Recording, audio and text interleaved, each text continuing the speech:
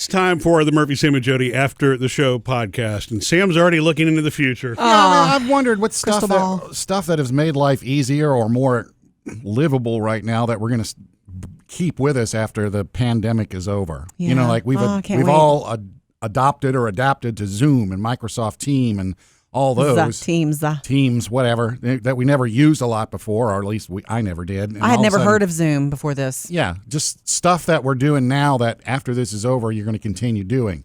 And I bring this up because I don't know if you heard this, Murphy. What? I'm just so happy about this one. I don't know why it's taken years, decades even, to do this. Delta has changed the way they're boarding passengers now. Oh, thank God.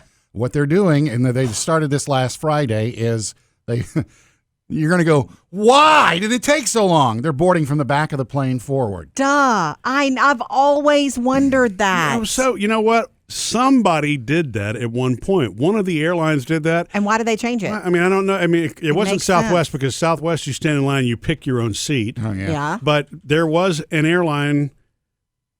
I don't remember. It must have been one of the airlines that's no longer around, but they used to board from the back. Obviously, it didn't work then. But they boarded from the back of the plane to the front. That makes the most They would call sense. your zone, and then if you had the cheap tickets, they called your zone, first, and you went to the back. Yeah. So zone 1 wasn't actually the primo zone to be in, That's what Delta's doing. It's like they're going to call the last couple rows so that everybody doesn't have to walk past everybody. Well, also but you have to put your bags over people who are trying to sit. They are allowing the folks in first class and that have some of those fancy titles, you can get on whenever you want.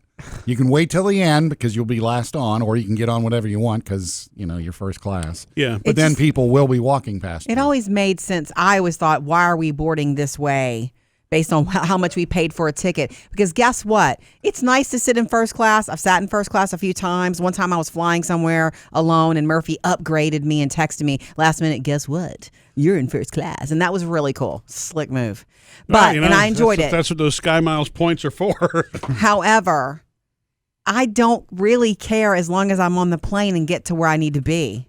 You know what I mean? Yeah, but it has always struck me as Being like, on the plane. why are we not putting the back people on first? Yeah, I know. That's a really good question. Because I don't know you why get it would on, be like, that way. we get called zone 2. So we get on and we sit down, and for the next 20 minutes, people are hitting me in the elbow with a suitcase. I bet you I know why. Part of it has got to be, it used to be that, those needing assistance, military and first class were the only ones that boarded first. Back in the day. And needing assistance is also still included with getting on first. Okay. So, but then, all the airlines started competing for these little next levels that they're not quite coach, but they're not really first class. You got to label it all. And what's funny about it is there might be 15 seats, but there's 13 categories. Right, I know. exactly.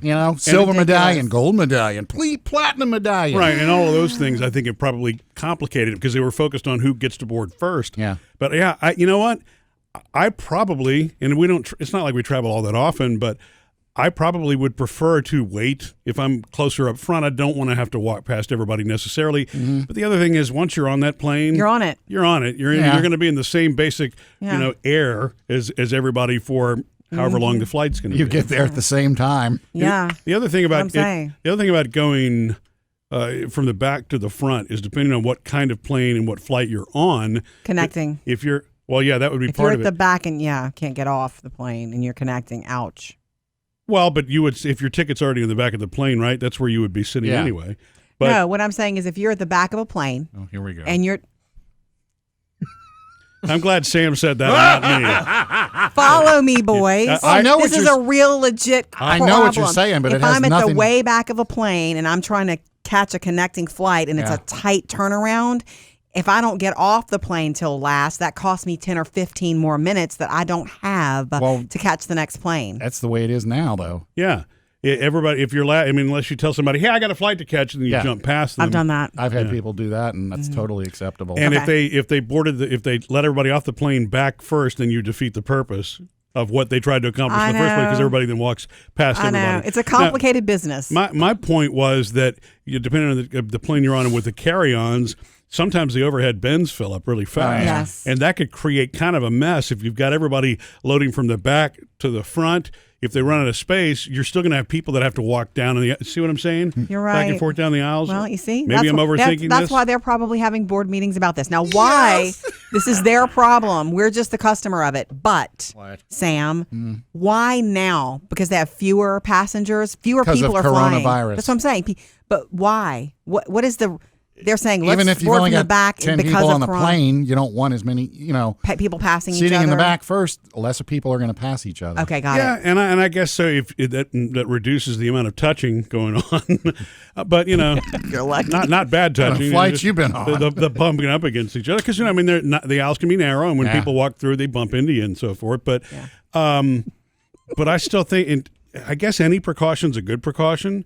But by the time you sit next to two other strangers who are next to you, and you're in a plane that they say that a certain amount of the air is not recirculated, that there's some fresh air coming Really? in. Yeah, However, that's because they got the vents open outside. they have a window rolled down. But so, I mean, you got a whole other issue there. You know what I mean? You're still in close quarters no matter what you do. I know. You know what? Think about the first time we fly after this. Yeah. I mean, I was early March. Was it late February that the last time I flew? And there was, it was before everything, a couple It of was weeks about a before week or everything two shut before, down. I remember, being aware of coronavirus and thinking twice. I remember saying, well, here's the end of me eating on a plane. I will not get on the plane and put my hands to my mouth for any reason. Put a filet in front of me. I'm not going to eat it. And I didn't. Well, and I've always been cautious of hand-to-mouth that thing. anyway. And at some point they will find some way to vaccinate or whatever. Eventually, this will become, like many of the other viruses of the past, treatable. And immunity is not something you don't develop immunity by not catching things, right? At some point, you catch colds, you catch things, and Build it so you're never going to be able to completely eliminate it. But I've always been careful about that. When you said that just now, Jodi, that reminded me. Everything started in China before Christmas time last year, right? Yeah. And so, and I had to fly to New York City for a meeting, Yes. which is an international part of the year. airport, yeah, and that's where a high concentration is. And that was in January. Now, You're- I mean, yeah. I'm You're many okay. weeks behind that, but Yes.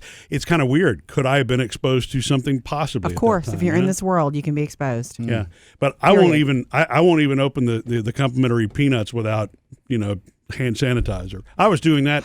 I've been doing that for years. When it wasn't cool. I'm the poster child for that, right?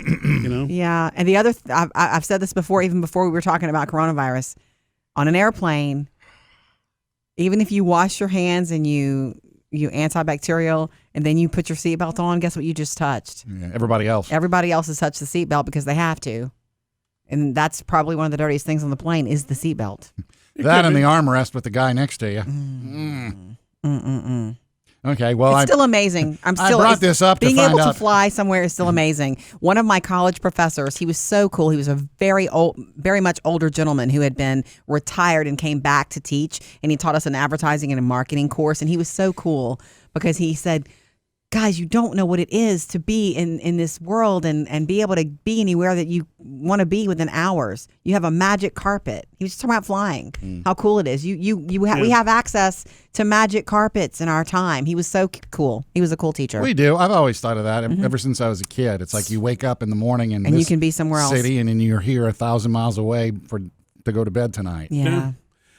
So you were bringing up the fact that you think some things are going to stick, right? Yeah, After all this is over. A lot of things are going to And stick, I think. New ways of us doing things have opened our eyes to like, oh, we could do it this way much better than the way we were doing it. A couple of things that jump to my mind are the working from home. More people who have proven to their companies that they can work from home. Maybe companies are going to rethink some of this, right? More work from home possibilities, whether Yeah. you like it or not. I mean, some people are not about that. I don't think I would thrive in a work from home situation. I like separation of those things. But I also I just think that maybe our eyes have been opened to essential.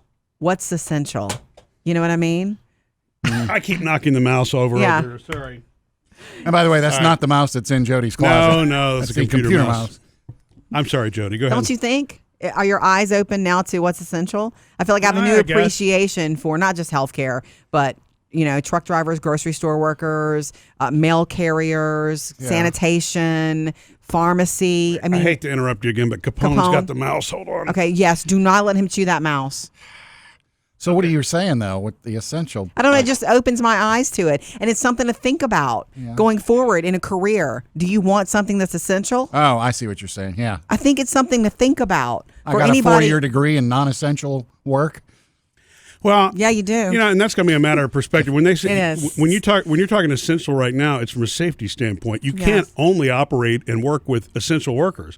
Under normal circumstances, everybody's essential. Otherwise, they wouldn't be I'm working just saying for it you. should change. I'm not saying that people are going to go in categories. I'm just saying it's something to think about. I do think That's that all. I think there's going to be a lot more Industry. remote working, but it's not going to be about who's essential and who's not. I think it's going to be about, can a company save money by Right. having people work remotely? Yeah. I'm not Yeah, saying those two are together. Those are the two that jump to my mind. Yeah, if you and I can't think. I don't want to name companies because I have Go no ahead, idea. why not? No, I mean, I'm just saying, but different He companies. did Delta. Different companies. Well, not Delta, but I mean, could there be insurance agencies? That, and I guess they're affiliated. I don't know if they pay franchise fees or anything like that, but so maybe that's a bad example. It would have to be owned and operated businesses that have satellite offices. If they don't need the expense Right. of paying rent That's and what those I'm kinds of saying. things, and they can Companies rethinking you that. can work from home. Yeah. And I mean, and I think the tax laws, at least at the moment, kind of work in your favor if you have a home office that your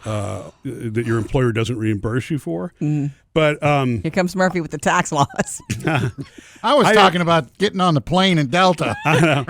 But I think if there's going to be anything from that, it is going to be the technical change part of it. It is going to be it's either going to be the way that meetings are done in offices, which will improve time and productivity, or the need to have people travel from city to city to city to one location to do a meeting. Yes. Those kinds of things will probably definitely change. But it's funny to me how many articles have surfaced in the last week, and I love the ideas. I think that they're cool brainstorms, but nobody really knows No. how to predict the future. So it's interesting to me what some people are attempting to predict wholesale changes. I will say also, I hope that as a society, we know we are more educated now thanks to the fear of this and what this has done to us and our economy.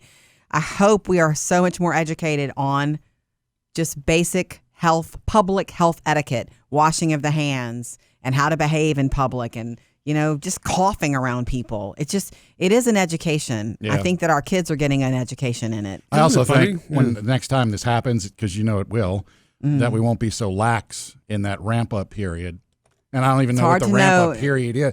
I know, but I'm just thinking of like after Katrina or Superstorm Sandy, after that people take it serious. Sure. So, Not that they didn't take it serious before, but now it's like, okay, I know it can happen. There's nothing Well, like reality to teach you. Yeah. It's kind of like we wound up with the TSA after 9/11. Right. There was no Yes. TSA before then. Yeah, you're right. Exactly. So I think positives come out of it. Public health.